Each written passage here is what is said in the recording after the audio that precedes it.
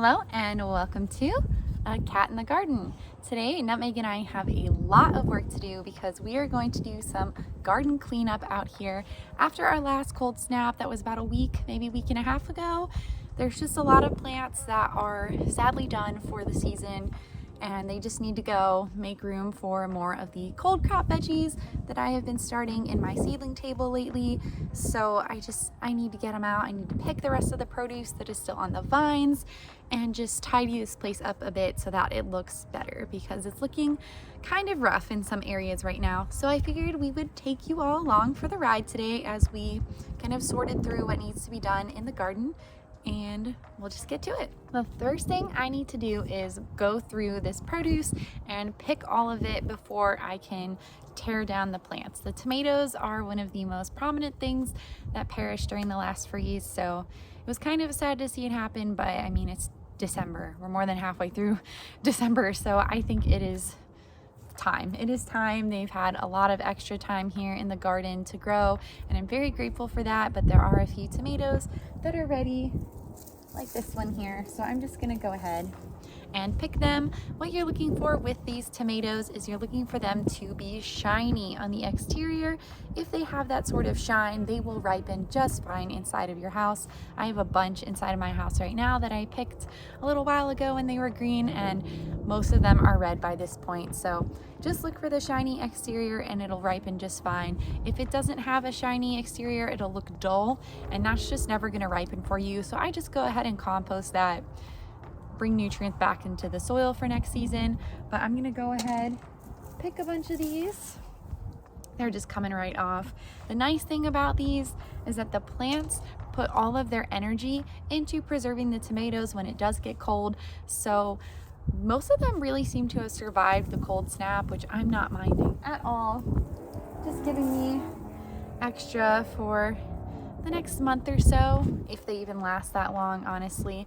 There are some that have some weird cracking and damage right here, but for the most part, this tomato is fine. Yes, hello, Astra. This will be just fine to eat, honestly. I mean, this might have some issues when it ripens. It might start to go bad, but if it's only one or two tomatoes that do that, I'm really not going to be too worried about it. I think it's mostly a success. So I'm going to go ahead, pick all of these tomatoes as well as the cherry tomatoes next to me, and I'll see you after. All right, I'm out here picking tomatoes, and I wanted to point out something as one that will clearly never ripen. So this is pretty dull. As you can see, there's no real shine to it. Yes, there are red spider mites on there, which is kind of gross, but I mean, it happens. It's on some of the other tomatoes too, but I'm just gonna wash them off. Water seems to get rid of them pretty quickly, but this is what a tomato looks like that is clearly never going to ripen. So I'm just gonna leave that on the plant for the compost. Here's another one as well. No shine to it. I mean, this one's kind of borderline, but it feels very hard as well. So yeah, that's never gonna ripen.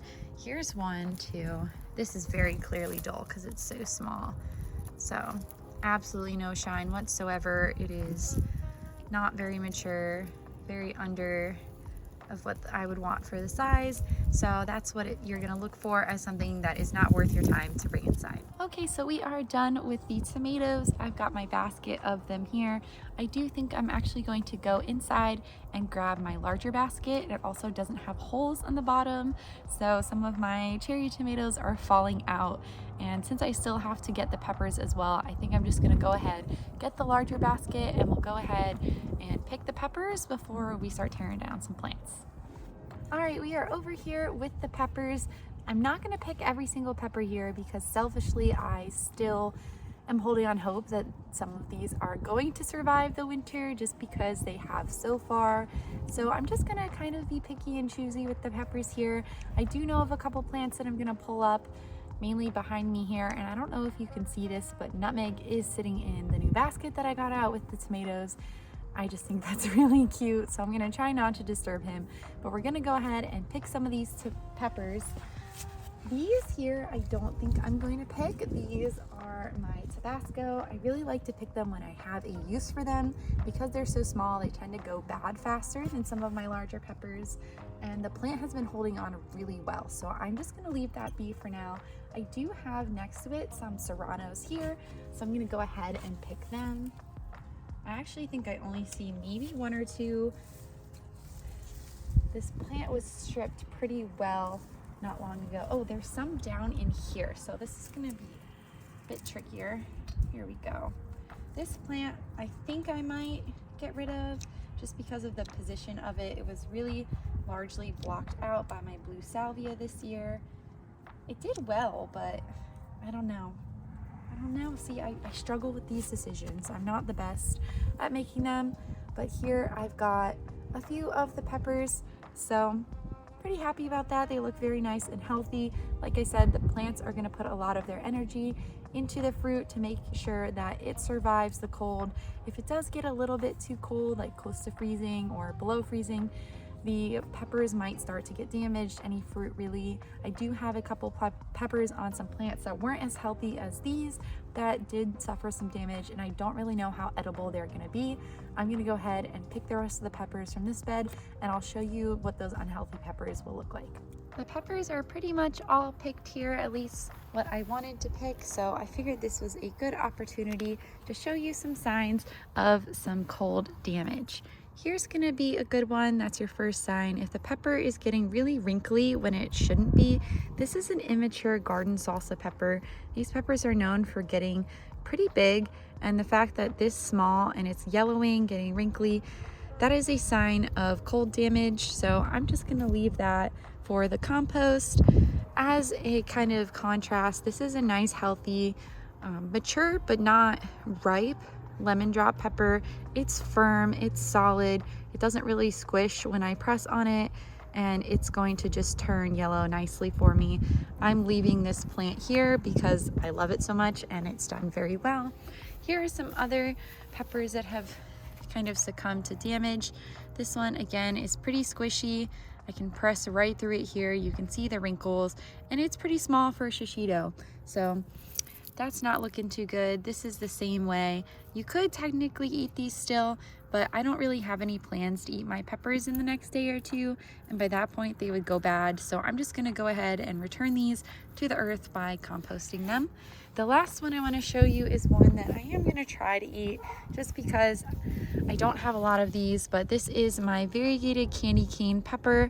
As you can see, it's got some discoloration here. The plant is pretty much gone, so I'm gonna go ahead and pull this up in just a minute with you guys. But the pepper has some discoloration. It is slightly squishy, and it's got some brown marks on it here. They're very faint, but this is the classic signs of that damage. As you can see, the other side here isn't as discolored. The side that was facing out toward the sun is pretty damaged. Got some damage up top here as well. So I'm gonna try and see if I can eat this, but if I don't, it's not gonna be that big of a deal. Just wanted to show you guys what cold damage looks like on the peppers. All right, now that that's done, we're gonna go ahead and go kind of demo derby on these peppers. Gonna get them out of the ground. Yes, thank you, hello. At least the ones that I don't want in here anymore that have kind of succumbed to the weather. So there are a few things to note about the peppers. I do like to leave the base in the ground. That's going to be really helpful for beneficial organisms. They're going to break it down over the next few months and return a lot of those great nutrients into the soil, so that it'll be really healthy soil for my peppers next year. So I'm going to just start with this row of peppers. I really don't believe any of these shishito plants, they didn't perform the best this year. So I'm just going to go ahead and knock them out. I'm also going to check any peppers that are left on the plant, because it looks like on this one I did miss a couple, and I'm just going to save them for later. I'll go and bring them back to the basket that I sort of moved to my porch for now because I wasn't sure about the dog. But some of these are kind of squishy. This one looks okay. So I'm just going to make a pile of these for my compost just on the ground here, and once I'm done I'll take them all over. I also have tags and sticks to remove.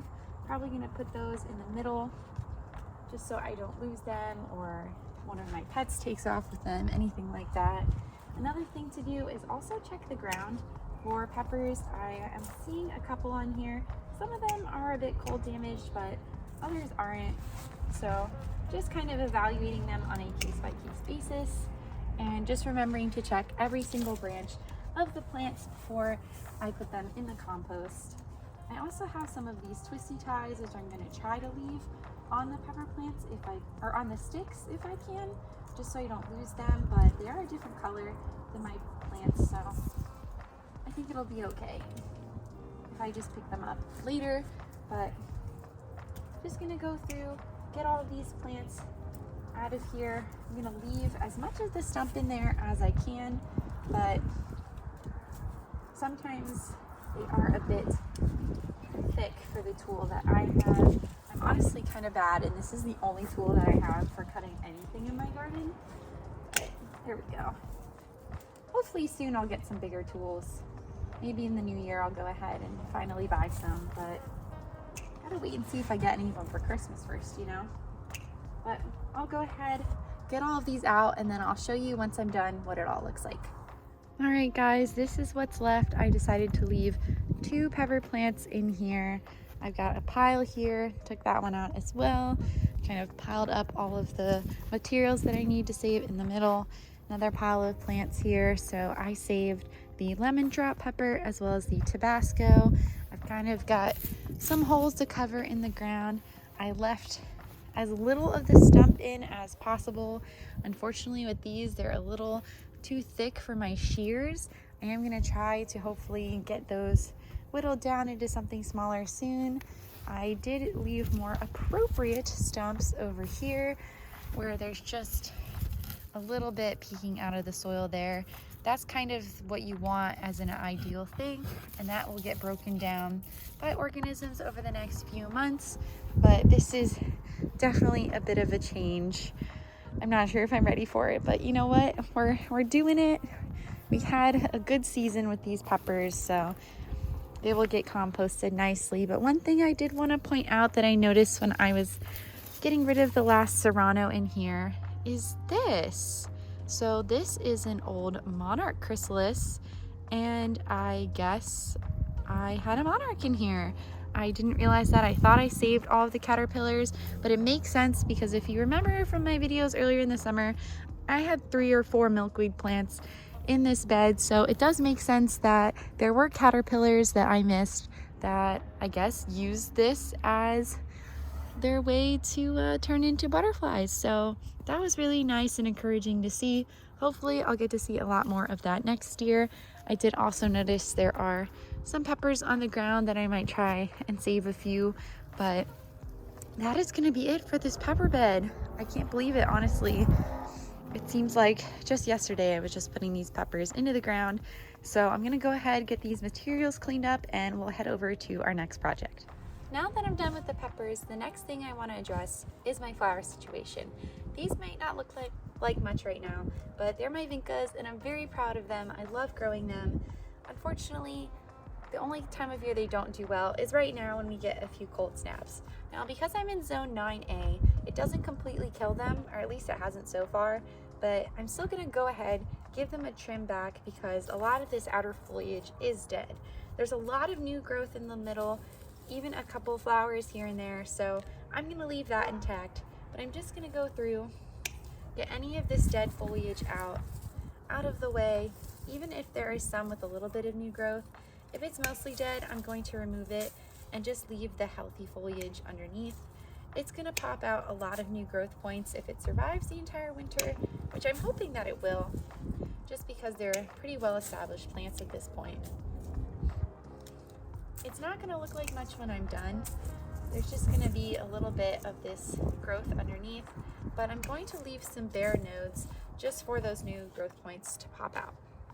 I'm gonna go ahead and do this for all of the plants around me. I've got some over here as well. And we'll just sort of check back in after and I will show you the results.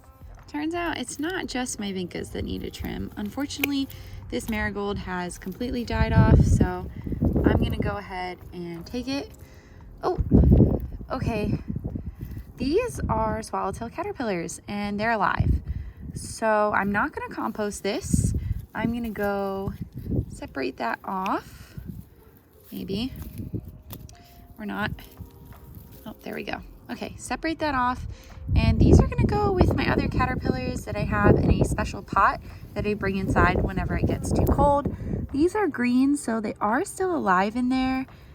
I was not expecting that. Okay, so I guess I have to be more careful when I look at some of these plants from now on. This makes sense though, because over the summer, these carrots were really big and swallowtails love carrots. So I'm gonna leave these here and I will move them to the pot later. I'm gonna move this to my pile for the compost. Excuse me, Astra. Well, that was a neat discovery. And this is sort of what I have left with some of my vincas. Some I pruned back a lot, others I didn't. I wasn't really concerned about pruning every single bit of dead growth. What matters is that I still have some green on here and they're still giving me these beautiful flowers. And the most important part is that they have their well-established root systems.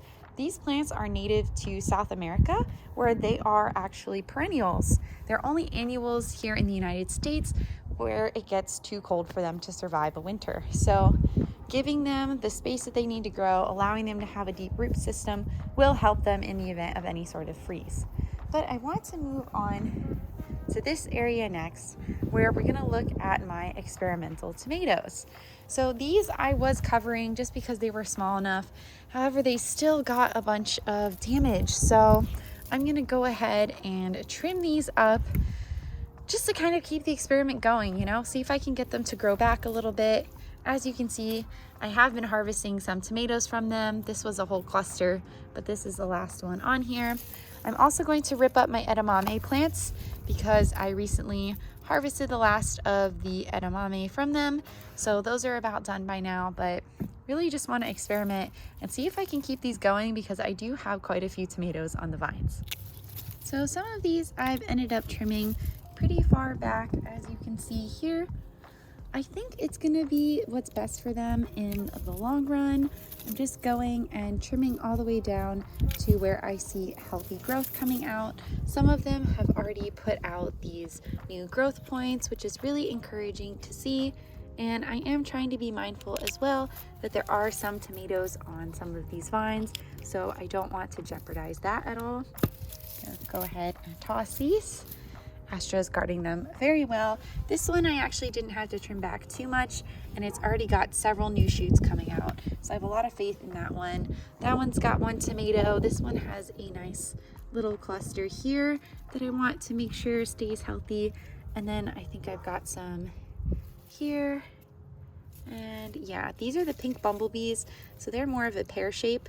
I think they're super cute and they're a very sweet tomato. So I want to protect those as well. Looks like I've got a couple just singular leaves that aren't doing well here. So I'm just gonna go ahead and remove them. But other than that, I'm pretty happy with how the tomatoes look now. I'm gonna give them their space to recover and do as best as they can. It'll also give my peas some more space in here because the plan was always for them to take over this bed whenever the tomatoes were done. So this will give the peas a lot more space to grow up, and I'm pretty happy with it. I've also removed most of the edamame. There's a couple of plants that still have a few little pods in there with the edamame inside. So that's gonna be a nice little harvest soon of just the rest of those. I also have my kohlrabi that's gonna get a little bit more light now, and it's gonna grow pretty well in here. The next thing I'm gonna do here is go ahead and rip out these tomato plants because they're done. They really don't look like much anymore. And I think these two basil plants in here as well, they're all really done, and I want these cabbages to shine. I'm gonna go ahead and just cut them like I did with the peppers. Cut the whole stem out. I might have to cut it into sections just to get the whole plant. And then we'll go ahead and tear down this trellis, probably with my husband later, just because it'll be easier as a two-person job. This tomato is a bit damaged, so I don't think I'm gonna save that. That'll be one for the compost, but I'm just gonna go through, get every single section of these plants out. I'm just gonna show you these tomatoes because the other tomato plants are a bit more complicated. They're a lot bigger, they're a lot healthier this season, so they're gonna be a lot more work to get out, and I think those will also be a two-person job, but that's okay. You kind of get the gist of it with these, especially with the in-depth look at the peppers. You just want to leave the base in so that the organisms in the ground, we'll go ahead and renew the soil with it for next year. And I think I've got quite a few plant bases to leave in here. So all of the worms and microscopic organisms are just gonna have a field day, I think. I do think I also have a few vincas in here that I can take out as well. Yeah, there's one in the corner down there. So that'll be one that I think, because it's smaller, I think I'm just gonna take out the whole thing. There's no sense really in keeping it. And there's no sense really in trying to keep these whole stems intact. You can just get rid of them in sections or whatever way works easiest. I'm trying to do it with the least amount of work possible, the least amount of pulling on these strings. If I can keep these strings intact, that would be great, but really doesn't matter that much. Just want to make sure that you don't leave too much more than a stump on these plants, because if you do, they're just going to start trying to grow back, and I've learned that the hard way in the past. So cutting that down as much as possible to the ground is going to be really helpful. These luckily were not, luckily for now, not luckily for me, these were not my most successful tomato plants of the year. I planted them late at the end of May when it was really starting to get warm out, so they just never really had the chance to do well for me, and they didn't. I never got full-size slicing tomatoes like I thought I would, but that's all right. Next year I will be much more on top of it. This year, this bed was just not in the ground on time, and that's kind of what led to me planting late, and that's okay. I had a resurgence in fall where I did end up getting some tomatoes, but really just not the kind of harvest that I was looking forward to getting. But it's just another lesson learned for next year, and I'm sure I will do better with my harvest then. These are coming out super easily. I think I'm just gonna chop this vinca down to the base as well, because that's all pretty much dead. Maybe leave a couple strands on there to see if it survives, but if it doesn't, it's not a big deal. Vinca are relatively inexpensive plants, so I'm not going to be too worried about that. We've got these mostly taken care of, so go ahead and show you what it looks like up close. All that's left now really is to just go through and take my tags out.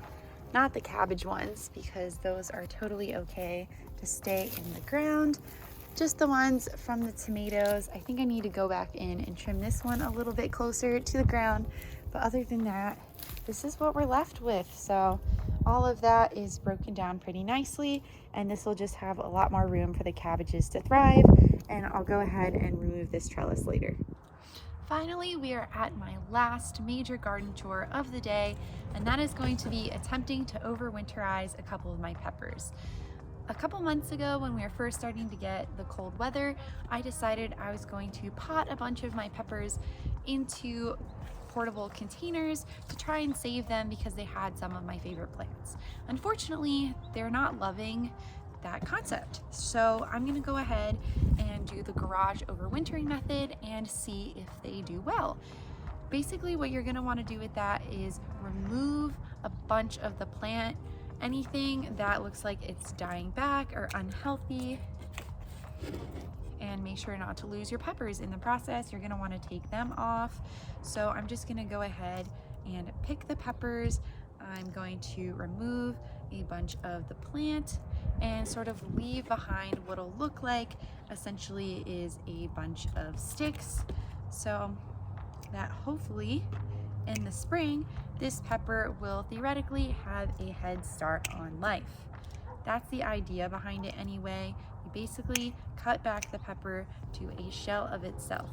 Like the vincas, peppers are actually tropical perennials. So where they're from, which I don't know, like I know vincas, I don't know exactly where pepper plants come from. They actually live all year round and they produce peppers all year round, which is great for warmer climates like Florida, California, where you might be able to get your pepper plant to survive all year. Here, it's just not exactly the case. So I'm gonna go ahead and cut that back. I might remove some of the leaves later, but I have cut that back significantly. And I think I'm gonna do the same with this one. My cayenne plant actually looks a bit more healthy and happy. It's got a lot of peppers on it. So I think I'm gonna leave that be. But with this one, it's really just unhappy. So I'm gonna go ahead, remove the peppers that are on it. I really don't think they're gonna ripen well, and just trim up the plant. These peppers do look really cute. They're nice and variegated, which is why I really like this plant. It is the variegated candy cane bell pepper. Unfortunately, there are some little peppers on there that I don't think will ever ripen or mature, but that's neither here nor there, because if I have any hope of saving this plant, I'm gonna need to cut it back quite a bit. And if I fail with this experiment, it's totally fine. I have plenty of seeds that I've saved from these plants throughout the years. I think this is my second or third year growing candy cane bell peppers. The fish pepper, which was the first one I did, I don't have any experience with that one. This was my first year, but I do have some peppers that I can save seeds from, which will help me to grow it next year if need be. I can also just readily find seeds online, so I'm not super concerned about that, but just gonna go ahead and remove these leaves if I can. Just cutting it way back. Here's another little pepper, which I'll go ahead and save. Just cut all of this back. It pains me to do this, but I feel like this is what I have to do to try and save this plant.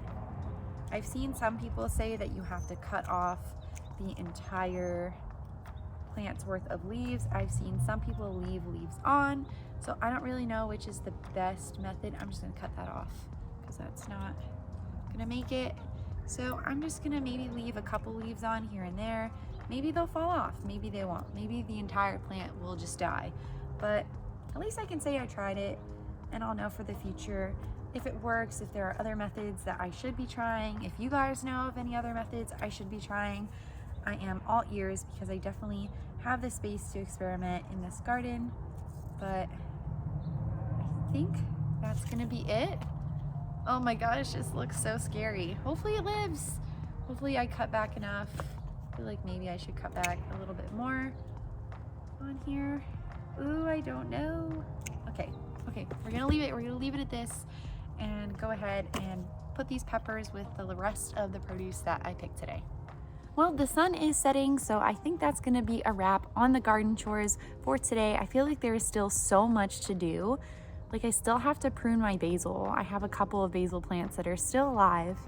No, I just have one. Oh my gosh, I just have one basil plant left that's still alive. So I have to prune that one because it's actually holding on really well. I have to go ahead and prune that. I have to get some more seeds started in the ground. I have to get more seeds started in my seedling table. I now have to replace where the tomatoes were with things. I think I'm gonna put Brussels sprouts in the place where I don't already have them. I have to use some more Monterey BT on my broccoli. Oh my gosh, so much to do.